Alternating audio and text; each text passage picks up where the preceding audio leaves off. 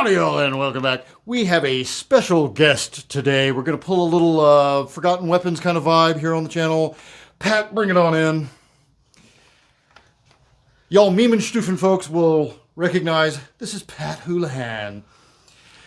Texian, like myself, and he's brought a couple of extremely cool old Remingtons.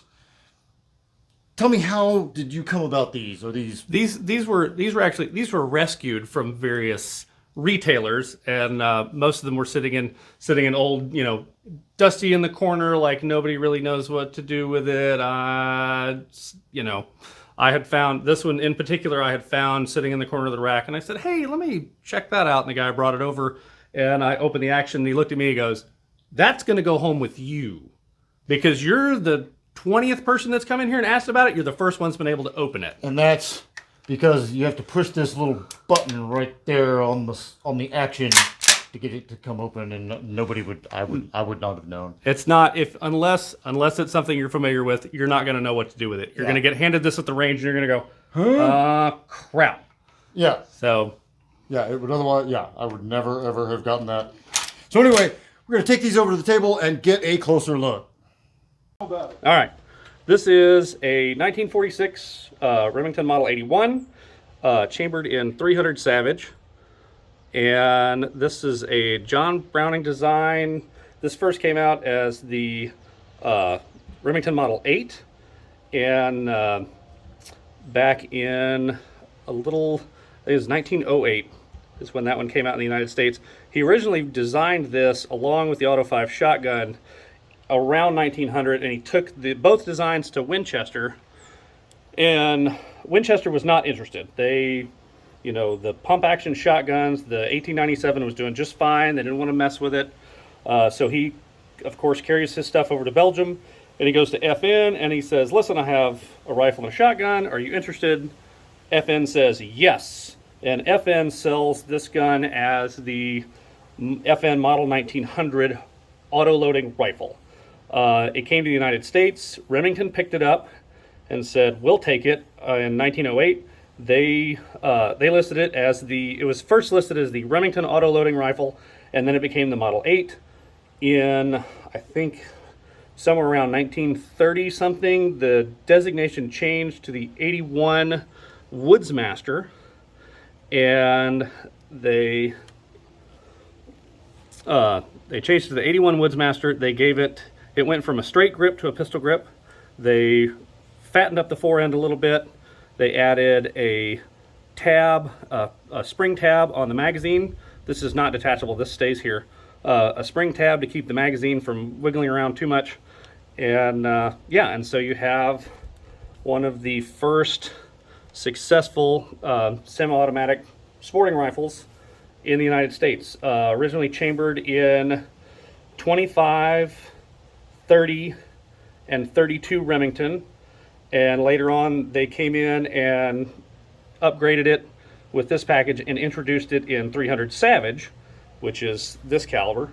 It is the safety is the big lever on the side, the big operating handle on the bolt, locks open on an empty magazine. This does accept proprietary stripper clips. However, in 300 Savage, a Turkish Mauser 8mm Mauser stripper clip will work with a little bit of modification, but there's no thumb relief cut or anything like that, so it will definitely tear up your fingers.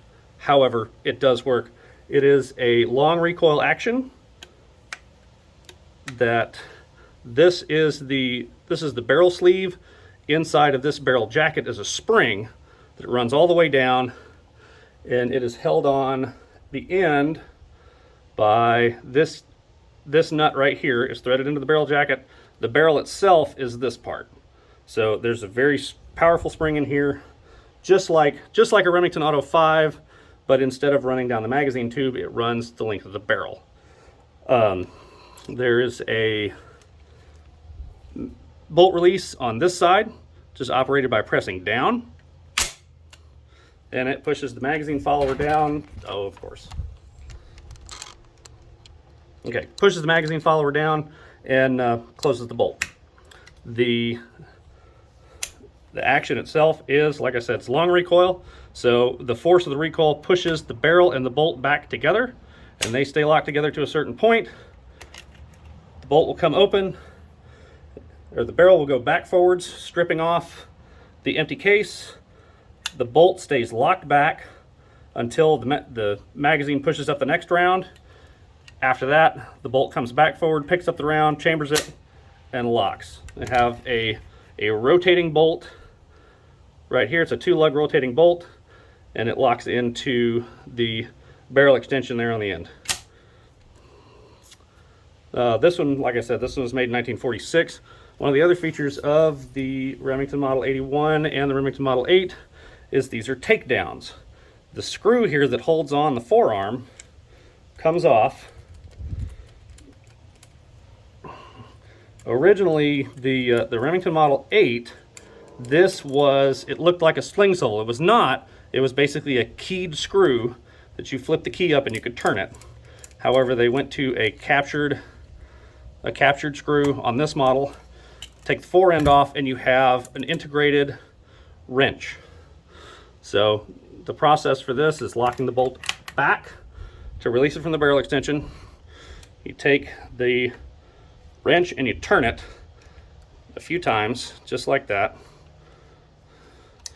Once you get it to a certain point, you can kind of spin it.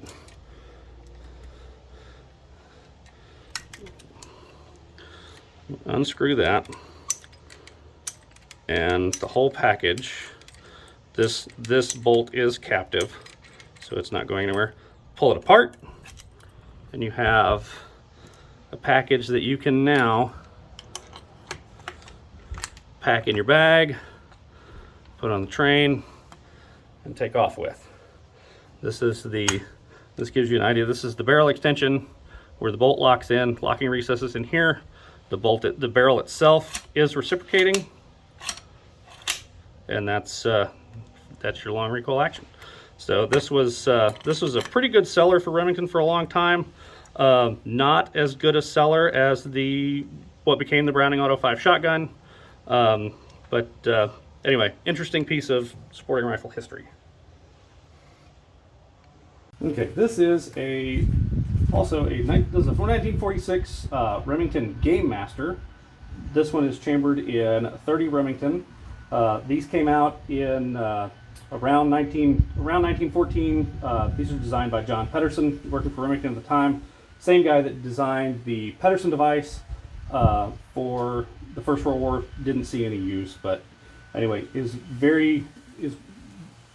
John Pedersen. John Browning is quoted as saying that John Pedersen was the finest firearms inventor that he knew of. That seems like pretty high praise coming from someone of John Moses Browning's caliber. He worked for Remington for a really long time, and Pedersen designed this along. This started out as a .22 long rifle pump action. At the time, Winchester had the lever action, fast follow-up shot market pretty locked down with all their lever actions, and all of those patents and whatnot were still in effect. So Remington really couldn't do anything, but they wanted a sporting rifle that was fast to reload and powerful enough to take most anything in North America. And so John Pedersen came up with a slide action rifle. One of the problems that he ran into was, first of all, Browning has the patent on a cocking handle for a bolt locked up. There's not a way to get a cocking handle on anything, so there's all kinds of weird workarounds. The workaround that Pedersen came up with was a button on the bolt itself, which releases the slide. the slide assembly and the magazine tube move together. So pressing this small button right here and sliding the action back, the tilting bolt drops and you can slide the action open. This is released just like a pump action shotgun. That button is also released when the trigger is pulled. And the magazine tube, the slide, and the lower section of the magazine all move together. The magazine itself is spiral shaped. The theory being, with the problem with a tubular magazine is you have pointy Spitzer bullets and soft enough primers, you can get, there's a potential for a magazine detonation, which is not what you want. The spiral shape on this magazine allows the bullets to line up in such a way that they are not going to sit tipped primer. That's why the magazine's shaped the way that it is. I don't know that it works in practice, as I have loaded for this gun and attempted to use Spitzer bullets and they just don't quite feed. So typical round nose bullets are really the way to go in this, so that makes that kind of a moot point. The magazine loads from the bottom. Right here through the loading port, you press this down. This is the follower. Press this down and load your rounds into your magazine tube. We have a regular push button safety, just like your, just like a shotgun. Regular iron sights, nothing super exciting. One of the things about this rifle is it is also, or it is a, turn this around. It's a takedown. Takedowns at the turn of the century were very popular because people are traveling on trains and boats and things like that, and having, a handful of rifles that are full size and a bunch of cases is kind of a pain in the rear if you're trying to go somewhere. If you can break your guns down, that's less stuff you have to tote around. All of these were, all of the Game Master series. This is a Remington 141 Game Master. The Game Master series came out in 1932. They did some redesign. They fattened up the fore end. They, beefed up the buttstock a little bit. Nothing major. One of the things that these have always had is a case head that is permanently affixed to the receiver to show you what caliber these are. And it's an original Remington UMC case head. This one's chambered in 30 Remington. It's marked on the barrel, but that's kind of a neat little fixture. These are easy to spot from a long way away because of that. This is your takedown screw, and the way that this operates is you will take a coin, get this thing started, and you can unscrew the takedown screw. It is captive, it doesn't go anywhere. You pull it out, and the lower receiver and the upper receiver come apart.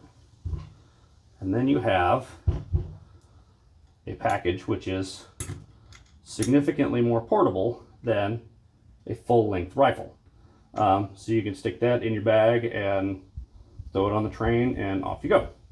So that's, like I said, this is a 1946 Remington Game Master chambered in 30 Remington. 30 Remington itself is Remington's answer to the very popular Winchester WCF, Winchester Centerfire, or everybody knows it as 30-30. This is 30 Remington. For all intents and purposes, this is a rimless 30-30 round. It is the extractor groove is a little deeper, and the rim has been turned down. The load data for 30 Remington and for 30-30 or 30 WCF is identical. So I have these loaded with IMR 30-31 and 150 grain round nose. Nothing exciting, but an excellent round. This rifle is very accurate. It's significantly more accurate than it has any business being. Yeah, that's what we have there. All right, y'all, I hope you enjoyed that. Super interesting, cool-ass old wooden steel. Always makes me happy. Thank you so much to Pat for bringing those over. Good times. Until next time, be easy, y'all.